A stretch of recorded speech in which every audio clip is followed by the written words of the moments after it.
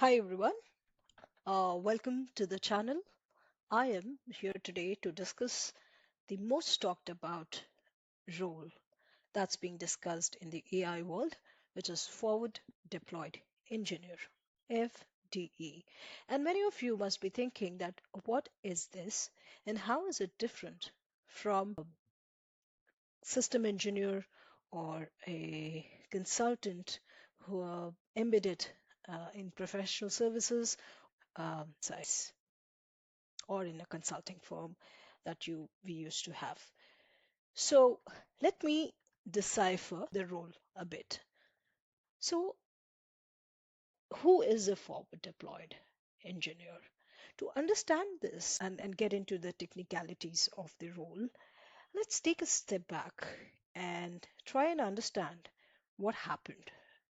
So when ChatGPT was launched in 2022, the world changed. We have seen an unprecedented race in AI, in technology innovation, all the years that we have ever witnessed. And what we saw was new models were being launched every week. And the tech companies like Microsoft and Google and Salesforce, ServiceNow, AWS, all of them were um, incorporating AI into their products. Now, while there were a lot of investments that happened in tech, on the other side, the adoption of the products was not happening.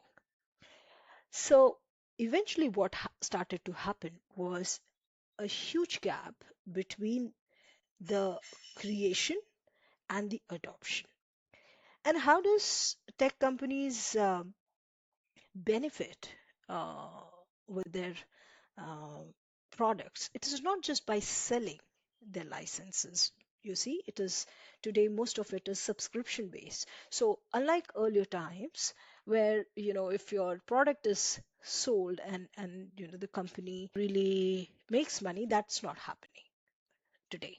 So their success of their products is based on how much of adoption or consumption of the products happening, and that is directly related to the amount of um, ROI the enterprises are getting uh, from. There's a huge amount of investment that's happening across infrastructure, on models, on the application layer.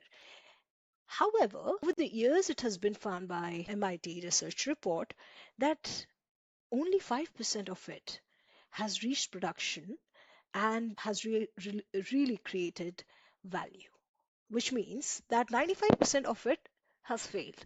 So while after 2022, a lot of companies were doing prototyping and experimentation with that, slowly and gradually enterprises started to feel that they're not realizing the value and not getting the ROI. ROI means return on investment. So in order to address that problem, they really needed a role which is, and in this case, it is forward deployed engineer who can bridge the gap between the what the customer needs, which is not the technology deployment, by the way, it is the ROI and business value. And then there was a need for this individual to take back that learning back to the product. Now, what is the fundamental difference between the earlier era and now? Because we already had engineers who were doing this. See, the problem today is AI is probabilistic, it is not deterministic. Therefore, the way AI, even within an industry, how it is being implemented for a particular customer would be different from another customer within the same industry. Okay, and we will discuss about these concepts in our upcoming videos, as you would see. So therefore, FDE role has been talked about.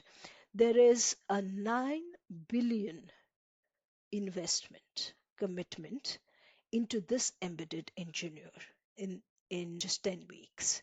And the players to name are OpenAI, with a commitment of 4 billion, Microsoft with 2.5 billion, with Frontier firm, Anthropic with 1.5 billion, AWS 1 billion, and Google hiring hundreds of this. So this talks about the focus of the role. Now let's understand what this role does. As I already said, FDE sits between the customer environment and the platform home base. So this FDE, or forward deployed engineer, will be embedded along with the product that the companies are selling, or the product that is being sold uh, by the platform companies like Microsoft, Google, AWS, or software companies like Salesforce, ServiceNows of the world. And they will be working in the customer environment. They will be embedded with them to understand their customer needs. Okay, so they will be embedded in their customer needs, understand how their data estate looks like, what is, how their workflows look like, reimagine and re-engineer the workflows. Remember, it is no more deployment of the technology, but it is the business value that the customer needs to have. And then the FDE will work for the customer in the environment, and and after that will take back that learning back to the core platform road and help to create the roadmap for the future. All right, clear? So essentially what this engineer is going to do is, there are 5 steps broadly that he will be doing. Discover, which is the real workflows and data. So see, so this engineer is not selling or advising a product. Okay, he is really making uh, responsible for making the outcome come, and for a customer it is the business value. When I say business value, it could be the how their KPI metrics is moving, and depending upon different industry, how that moves, infrastructure that they have, what sort of flows they have. All right, and they will take a fresh look, which is reimagining.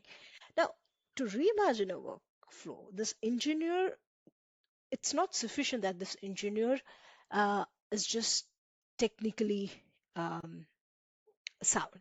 He needs to have the industry uh, experience and expertise as well. Only then he will be able to appreciate the workflows and the business outcome, right? So he does that, and then he builds it, he deploys it into production, and measures the impact. And once that's done, he the feedback loop is a very important part of this role, because see, earlier what was happening in a product company, a lot of roles were in silos, right? So while there were sales guys, while there were engineers and customer success engineers and support engineers, all of these were s- not connected. Now, this FDE would take the information and the learnings from that engagement back to the roadmap, right? And that's how um, he will be seen. So, this is an overall um, introduction today about FDE. I have kept it short so that first you understand and appreciate the role. Um, why is it being talked about? Why is it new? In the subsequent videos, I will talk about how are they different from GSIs, what does it mean for GSIs, and how is it how are they different from the consultants, and what is in it for the professional services and the product companies to have it. All right, so please stay tuned. um, if you like the video, please like and subscribe to the channel. Thank you.